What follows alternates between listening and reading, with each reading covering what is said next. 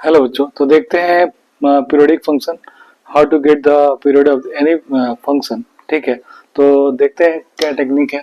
अगर अपने पास कोई फंक्शन है y equal to F X और t इसका पीरियड है, तो that should be f of x plus T is equal to F X.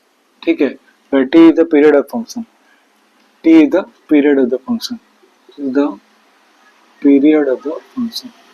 ठीक है, अब टी का कंडीशन आपको याद रखना है, T should be greater than 0 and T is the least positive number, least positive real number. ठीक है, ये होना चाहिए, ये एसेंशियल कंडीशन है, आपको बहुत याद रखना चाहिए। यहीं पे क्वेश्चन गलत हो जाता है, ये अगर कंडीशन याद नहीं होगा तो आप कंफ्यूजन भी होगा और क्वेश्चन गलत भी होने का चांस है। जैसे कि अब देख लिया जाए, F X is equal to sine X है। ठीक है, इसके दो अप्रोच है। एक अप्रोच तो ये है कि हमने क्या करना है, एक्स को रिप्लेस करना है एक्स प्लस टी से, तो F of X plus T is equal to क्या आ जाएगा, साइन एक्स प्लस टी आ जाएगा। ठीक है ना, और ये कंडीशन लगा दें तो sine X plus T will be is equal to sine X. ठीक है, अब देखो यहाँ तीन तरीके हैं सॉल्व करने के। ठीक है, तो पहले तो जनरल तरीका है कि X plus T is equal to N pi plus minus one raised to N into X, ऐसा होता है।